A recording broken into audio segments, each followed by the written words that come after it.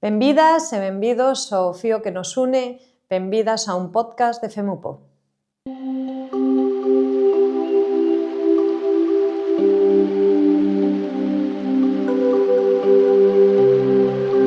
Benvidas e benvidos ao podcast de FEMUPO, o Fío que nos une.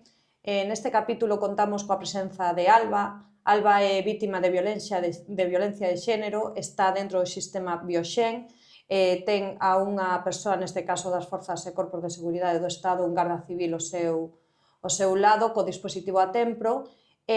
Alba, unha pregunta rápida. O teu maltratador ten pulseira? Non ten pulseira, xa que me dixeron que non era un método fiable, porque suele fallar moito. Bueno, pois xa vedes vos como está a situación para as vítimas de violencia de xénero. Benvida, Alba, gracias por estar con nós, gracias por esta entrevista para poder coñecer e para poder que os nosos ointes teñan unha historia real e que saiban como funciona ou como é a violencia de xénero por dentro, non? Alba, ti como estás? A verdade é que vives moi nerviosa día a día porque non sabes se podes salir sola á calle, nin se sales compañía, se a compañía vai ser boa, non no sentido de que non te fíes da persona que vai ao teu lado, pero non sabes como pode actuar o maltratador. Claro. Neste caso, ti estás pendente de xuízo? Sí, levo desde o 13 de junio de 2020. Do 13 de junio do 2020. Sí. Estamos en 2026, Alba. Hace 6 anos. Sí. O teu maltratador está? Está en busca, tuverono preso, pero 2 anos e botarono fora que dixeron que non podía estar máis tempo dentro. Non, 2 anos é o máximo se non hai xuizo, se non hai sentencia firme, o que poden reter a unha persoa no cárcere se ten delitos recoñecidos. Pero está en busca e captura. Sí, leva casi un ano. Claro, non tes sen pulseira, en busca, sen pulseira, evidentemente, claro, se tivera pulseira igual xa non está en busca e captura, pero non sabes onde está e o que ti dis, non? É dicir, cantas veces miras para atrás cando se esa calle? Seguir. Sobre todo cando salgo sola, que non me queda de outra que salir sola. Alba, como é a túa historia? Como acaba unha rapaza con cantos anos? 19. De 19 anos nunha relación onde o último que quedaba que pasara era que estiveras enterrada. Nada, empezou unha relación bastante normal, pero, durou moi pouquiño tempo. Esa normalidade, dis, non? Sí. O sea, non a relación en sí, senón a A normalidade dunha parella normal. de Sí. xente 19 anos, 20 e algo, que empezan unha relación aparentemente normal, non? Sí, en principio foi unha relación normal, eu estaba traballando, todo, unha vida normal. Hasta que, meteuseme na casa así de pleno, Ti tiñas un piso, quedouse a dormir unha noite e xa, desde aí xa non me devolveu as chaves máis, viñaba a buscar o traballo, hasta eso foi en diciembre, en febreiro, xa empezaron a verse cousas algo raras, pero non unha cousa loca. Que a día de hoxe vexo que son raras, pero antes para min era unha cousa a que lle normal. chamas ti cousas raras, pero non unha cousa loca, para que, sobre todo, o que mesmo interesa é que as rapazas e os rapaces que nos ven identifiquen este tipo de situacións que é o que ti dis, a cousiñas raras, pero realmente non era unha cousa como para que fose unha alarma. A que te refires con Virte iso? a buscar ao traballo, deixarte na porta do traballo. Sí, son cousas que despois empezan chamando a atención, pero no principio non chaman a atención. Claro, o que ves é que, hai como me quere, non? Porque, claro, mira, venme a levar, venme a buscar, e realmente son síntomas de control. Sí, a día de hoxe sí que me dou de conta disso. Bueno, seguimos. Empezaches a notar esas cousiñas, pero, non lle dabas a importancia que Non lle dei realmente... importancia, en febreiro mandoume deixar o traballo, entonces foi cando, dicía que, como el andaba no que andaba, pensei que, en plan, era unha cousa normal. Hasta que despois empezou a deixar, non podía falar con meus pais, non podía falar con nadie, porque me rompía os móviles. É dicir, tamén temos elementos de illamento deixamos o traballo, porque eu che podo manter perfectamente, non? Entendo que foi así a tal, non sei para que necesitas traballar, se eu podo manter a túa vida, e ademais aillamos a vítima, neste caso a Alba, de a familia e amigas, non? A miña vida só era falar con el, con seus pais e seus irmáns. Vale, ti, nalgún momento de estos, non? Por falar así superficialmente dos primeiros meses, así un pouco xa onde se iba vendo o complexo desta relación, ti nalgún momento dis, bueno, hasta aquí? Non. Non. Non. Non, porque non Pero lle vía... tiñas medo ou realmente creías que, bueno, Eu creo que estaba tan cega en él, algo de medo tamén, pero principalmente que estaba tan cega en él que non me daba de conta das cousas. O sea, ainda non había que, non hubo maneira, perdón, de que te saltaran as alarmas con todo iso, non? Non. Vale. A túa familia, cando empezaches a deixar de velos e as túas amigas intentaban porse en contacto contigo, aceptaron ese illamento como algo normal? Intentaron poñerse en contacto comigo, foron falar co cuartel e tal, e dixeron que se eu non dicía nada, que eles non podían facer nada. Vale. Bueno, entón, vamos a continuar coa historia, seguimos nesa fase de illamento, bueno, pois ata aí siga a relación. Aí xa me comentas que che empezaba a romper os móviles. Sí. O sea, aí xa empezamos a ter violencia xa física da situación, non? Sí. E ti, como continúa esa relación? Pois nada, empezan uns puñetazos, que non se podía falar con nadie, a insultarme, puta, que me acostaba con todos, cando solo estaba con él. Claro, non? Que cada vez non saías. Non podía salir con él, sin él a ningún lado, nin ao supermercado podía salir sola. Nin ao supermercado, Nada, vale. E cando había que facer as cousas de, pois eso, manter unha casa e facía el a compra no supermercado, tiñas que ir con el? Iba con él, pero sempre que a cabeza baixa, como que indica, casi non podía ver ni as estanterías. Deixábate encerrada no piso cando el saía? Sí, deixábame sempre encerrada, eu prácticamente non vía o día, só vía o día cando salía con él, que ao principio sí que salía algo, pero despois xa nada. O sea, na túa propia casa? Sí. Vale. Isto canto dura? 6 meses. A relación durou 7 meses e o maltrato, agora que me dou de conta, 6 meses. 6 meses. Alba, pasamos de a roturas de móviles, de puñetazos. Cal foi, hai unha violencia física, non sabémolo, hai unha violencia física bastante forte, que el che propina forte, non sei se o queres contar ou non. Sí. Rompeume 12 costillas, 3 fundidas, despois metíame na ducha amarrada, dábame co cable do secador nas miñas partes, co cable do móvil nas miñas partes, queimoume un pezón, unha cacha, parte de dentro da perna.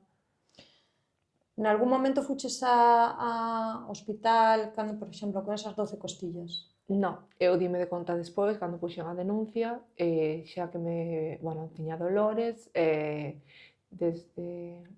Como se dice? Non, da igual, o sea, sí, pero o médico que te mira... O médico forense, cando se pon unha denuncia, normalmente hai un médico forense que, cando hai agresións físicas, que é o que, fai un informe de todas esas agresións para poder ter probas de que si hubo violencia, non? Entonces, unha desas pruebas foi cando eu me queixei das costillas, díxome que había que facer unha placa, unha resonancia, non me acordo, unha placa. Nada, foi cando viron eso. 12 costillas rotas? E 3 fundidas, sí. E non fuches ao médico? Non. Bueno, pois, como xa comentaba, é certo que nos xa sabíamos, pero a min sígueme impresionando cada vez que Alba nos conta esta historia, non? O do pezón quemado tamén é algo, moi significativo, non? Da dureza e da habilidad que pode ter un maltratador, unha persoa como esta, a hora se supón, de maltratar e de pegar a persoa que quere.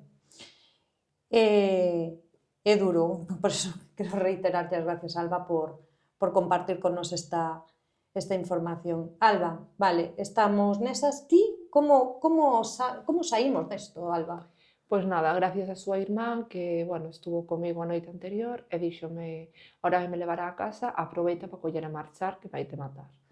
O sea, a súa irmán foi a que che dou como alarma de que marcha porque isto xa está chegando ao final, non? Sí, foi así, e despois, bueno, chegou á casa, foi...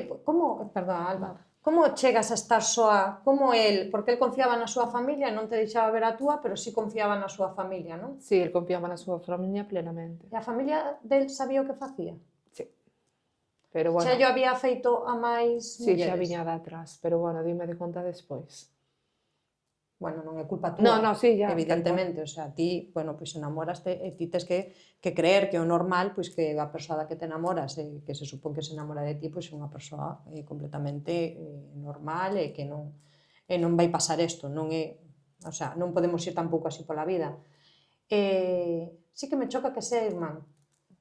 Pois foi a irmá en todo momento e despois chegou á casa e díxome, deixoche as chaves, fechas ti ou fecho eu, cando volva, se estás aquí vou te matar. E foi cando aproveitei, mirei pola ventana, vin que marchaba e escapei. A primeira vez que che deixaba as chaves e non te encerraba? Sí. Ou xa viña facendo ese xesto? Non, foi a primeira vez. O sea, podemos decir que el como que... Si, quería marchar. Que che deu aí a oportunidade de poder o saes ou cando volvas... Sí. Vale, entón ti saes, en canto el se vai, entendo que me imagino que nun estado de nervios brutal. Como é todo ese proceso? Nada, pois a verdade é que salín, eu non vin a comisaría nin nada, despois dime de conta, salín e metíme nun portal que estaba aberto, eso serían as 12:30, 3 da mañá, metíme no portal que estaba aberto e empecé a tocar os telefonillos, pero nadie me abreu. Era o primeiro fin de semana que se podía salir despois de pandemia, e había unha patrulla, entonces eu fixenlle gestos para que pararon e mandaron ir andando, dixenlle que non, que ou me metían dentro do coche ou que viñeran comigo. Baixou un agente, veu comigo, acompañoume hasta a comisaría e ao pouco tempo xa chegou el, porque me pediron o DNI e tarjeta sanitaria e non tiña nada para identificarme. El como aparece na comisaría? Pois eu sospecho de que alguén tuvolle que dar unha voz de alarma ou tuvo que volver a ir ao piso e ver que non había nadie ou non sei. Claro, pero Alba, hai unha cousa que me rompe moitos esquemas, é dicir, el estaba tan seguro de como te tiña sometida, el aparece na comisaría como se nada? Pois apareceu como se nada. Para ir a buscarche? Sí, claro, petou á porta e dixo que quería falar comigo. Eu dixen que non. Foches moi valente. Porque probablemente outra muller, pois nese caso, volvería outra vez a recuperar ese medo e cedería a falar con el, pero ti aí fuches hacia adiante. Entón, bueno, empezou o proceso de denuncia, non? Bueno, empezou o proceso de denuncia, que a miña idea non era denunciar ao principio, pero, bueno, sí que me aconsellaron moi ben os agentes e dixéronme que unha opción era denunciar, se non denunciaba eu que iban a empezar o procedimento igual. Igual, non? Claro. E aí é cando atopas co médico forense de guardia e cando fai un informe preliminar, que che dixo cando veu todo o que tes no corpo? Nada, foi a jueza arriba porque non se creía, o sea, nada do que estaba dicindo e o forense dixolle que estaba claro que sí que era verdad como estaba relatando eu, que a posición da espumadera era imposible facelo o mismo. Había dudas? Sí, da jueza, dunha chica. Unha muller. Bueno, traballo que temos por diante e que hai que facer e que hai que concienciar moitas veces, non? Bueno, e agora, unha vez que pasa eso, claro, ti consigues recuperar a túa casa, por exemplo, ou non? No, porque, bueno, era un piso de alquiler. Era un piso de alquiler, vale. Vale, entón, quen vai contigo, quen te recolle na comisaría? Porque estamos falando de noite, ás tantas da mañán... Meus pais. Teus pais. Teus pais? Pois rotos de dolor, cando se enteraron de todo, no principio non quixen que nadie estuvera comigo para empezar a declarar. Que a denuncia cabina de poñer o día siguiente, porque era moi tarde, vían que estaba moi cansada. Pero, bueno, esa noite non dormí nada. Bueno, pero é certo que non é o mesmo habendo esa posibilidade. Fuches para casa dos teus pais, o día seguinte acabaches de pôr a denuncia. E unha vez todo este proceso, como empeza a tua vida, Alba? Como empezamos outra vez a sair e a volver outra vez a vivir? Pois, gracias a unha amiga moi amiga, que como quen di, obligaba a salir. Entonces foi cando fun salindo e, bueno, bastante ben despois. Sí, bueno, pasamos desa amenaza de se sigues aquí voute matar, a temos Alba aquí, Alba é nai de dous pequenos, está felizmente con unha parella que, bueno, pois que o que todos esperamos, non ten nada que ver, que a respeta, que a quere, que comparte con ela unha vida completamente pois normal, non? Que é o que debe de ser. E Alba, agora que é o que nos toca, porque claro, estamos pendentes dese xuizo, esta persoa sigue por aí, pois imagino que repetindo os mesmos pois as mesmas formas, os mesmos maltratos, e claro, que pedimos? Que lle pedimos a Pois que haxa juicio xa e que empecen a tomar medidas de verdad, porque, bueno, estar en busca casi un ano, non sei xa se é que non queren encontralo ou non fan nada. Bueno, pois mandamos un chamamento de que, por favor, é que isto non pode ser, non podemos ter unha muller pois esperando 5 anos, non? 6 anos. Casi 6 anos. Casi 6 anos para que se xulgue e se deteña pois a unha persoa con un perfil tan perigoso. Entón, Alba, eu agora o que che vou pedir é para todas as mulleres que nos ven, tamén para todos os homes que nos ven, pois unha mensaxe, un algo que queras decir, un consello. Que non se aguanta máis mínima que a mínima que se arranque, porque cando empeza vai seguir. Non vai ser, home, a ver, pode haber unha discusión, pero unha discusión non ten que chegar ás mans en ningún momento. Pois nada, con isto rematamos. Gracias, Alba, por compartir con nos esta dura historia. Tes a Federación, tes a FEMUPO, o fío que nos une para que precises, xa o sabes. Nos vos damos as gracias por estar pois con nos, escoitando esta historia. Esperemos que se en algún momento estades en algunha das fases de algo así parecido, que isto vos sirva pois para darvos conta o que estades sufrindo. Como sempre decimos, o fío que nos une tamén é pa vos, así que se precisades calquer cousa, FEMUPO está contigo.